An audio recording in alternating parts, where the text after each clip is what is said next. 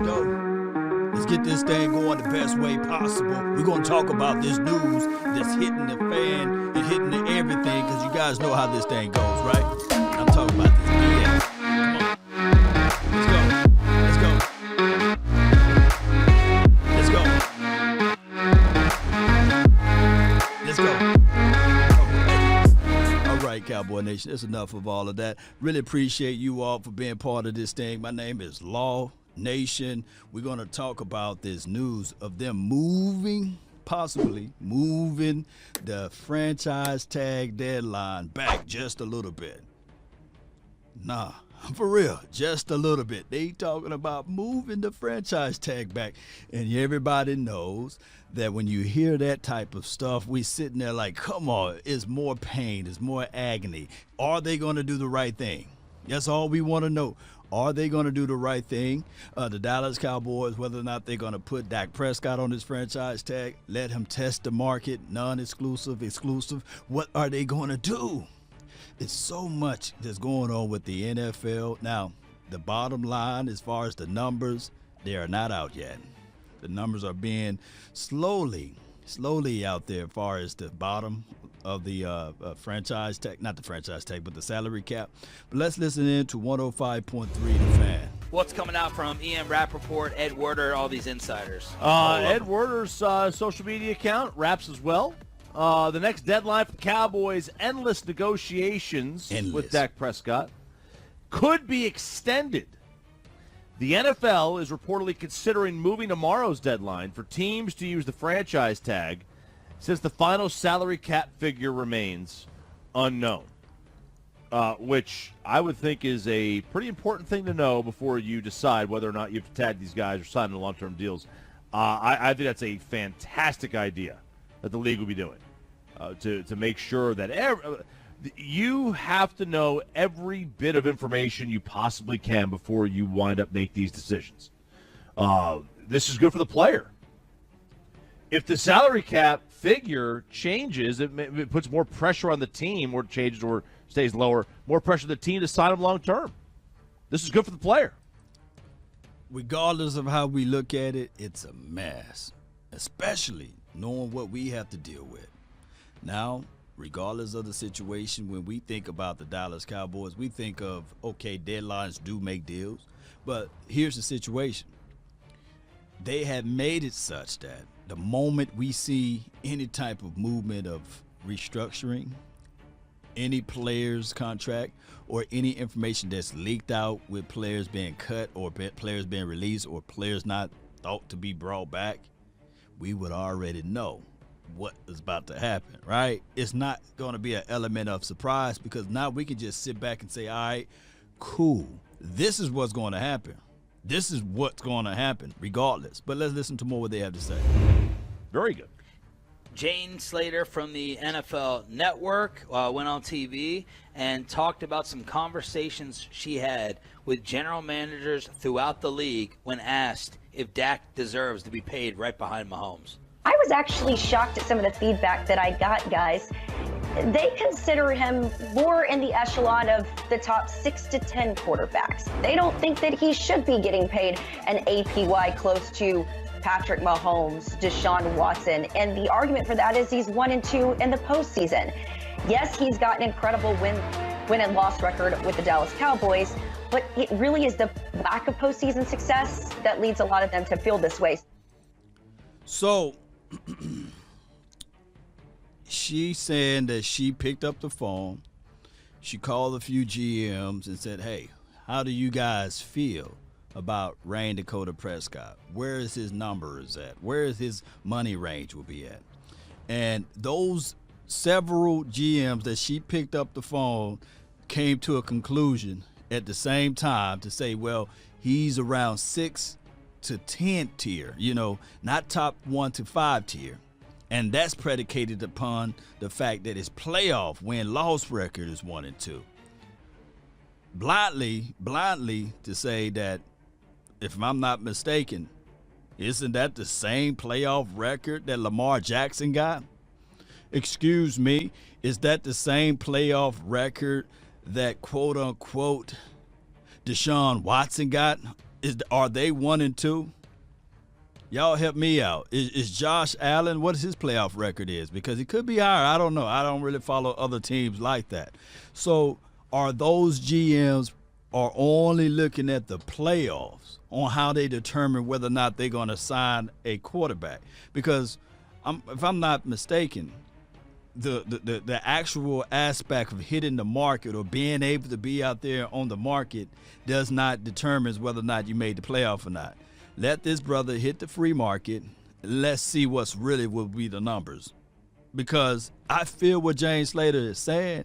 If we only want to look at the playoff records, if we only want to look at the situations of the playoff, because last I checked with the Dallas Cowboys, believe it or not, we only won 3 playoff games since 1996, I believe. 3 playoff games. Now, I could be off on the number there. Collectively speaking, we won only 3 playoff games since that time frame. Let me know if I'm wrong. Please let me know. If are we only looking at the playoff as a measurement, as a tool? Lack of postseason success. So because he's 1-2 in the playoffs, you don't pay him big time money. Would you say the same thing about Dan Marino, who struggled with the Dolphins when it came to the postseason after early on in his career? And then it doesn't matter if Dak Prescott is not as good as Patrick Mahomes. It's the way the NFL works. So some of these GMs are just so outdated and prehistoric. Jerry and Steven, maybe 2 of them, where they're like, oh, doesn't matter. We don't care what you're paying your players. Well, you're going to care when the guy gets to free agency. And then your little tough stance and your way of doing business is going to come back and bite you when you look at Bill Belichick and what's going on in New England. Yeah. The greatest coach of all time can't find a quarterback. The greatest coach of all time does not have anyone lining up to go run and play for him.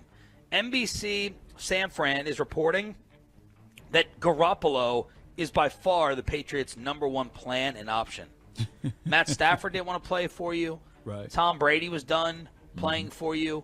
Either it's the culture, the lack of weapons, or both. Now, the culture is winning, but what?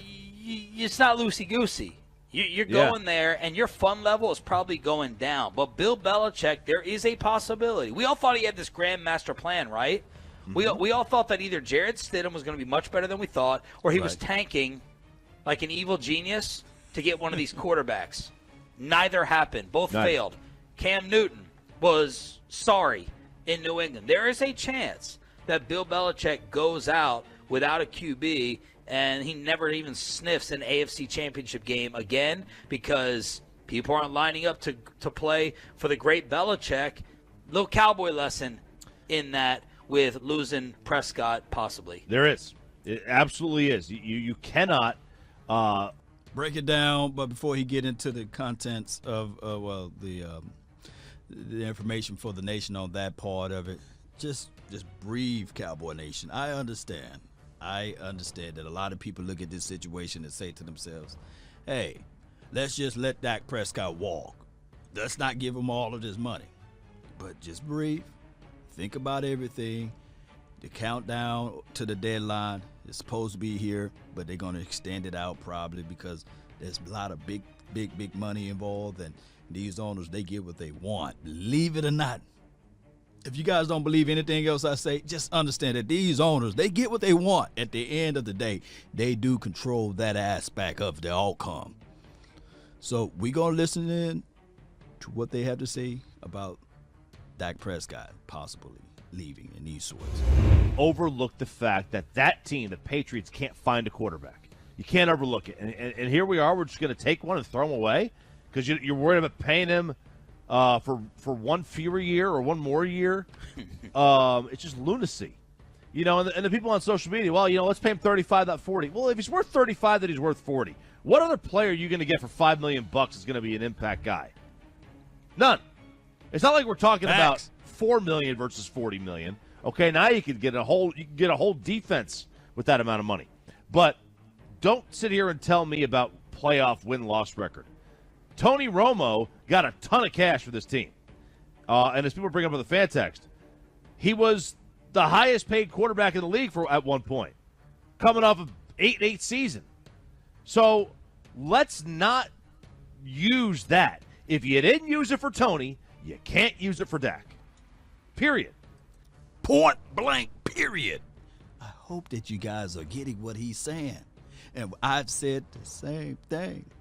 If we're going to use playoff records as an indicator or where you really want to pay a person, at some point of time, remember what I said, we only won three playoff games. I could be off, it could be 4, but 3 playoff games since 1996. Let that sizzle all the way down and let it just marinate into your brain cells. Look, people do what they want to do, and at the end of the day, if the Cowboys decide to move on from Dakota Prescott, then just go ahead and do it. But let's not drag this thing all the way out. And especially, Jane, we all love you, but can you leak some of the names of these GMs, at least some of the teams? Or this was one of those far-fetched things, and I'm not saying that she did that, but it just seems like that's not a very valid ground to stand upon, in my opinion. And we love you. We love you. Winning something isn't the justification for paying somebody. It's not the justification. Talent is the justification for paying somebody. A lot of guys win that aren't, super talented. Jimmy Garoppolo went to a Super Bowl. Joe Flacco won a Super Bowl. Neither are as good as Dak Prescott. Neither. But they got paid. Yeah. Why can't Dak get paid? Dak's better than both of them. The Chicago Tribune is reporting that the Bears, they're desperate for Russell Wilson. They're just trying to make it happen. Well, anything about the Bears talk, enough of that. I can't, predict what the Bears are going to do if they do decide to go out there and try to jump into the Russell Wilson sweepstakes and give up 3 first-round draft picks and maybe throw in Khalil Mack. I don't know. But I can tell you about the Dallas Cowboys. Time is ticking, and they're going to have to figure this thing out. Now, here's the situation. If they do allow said quarterback to walk or what have you, and we look at this team with a lot of money, there should be zero excuses to having one side of the scale being dominant. Meaning with all of this money, you better go out there and make sure that this is the best defense that you ever seen in your life, right?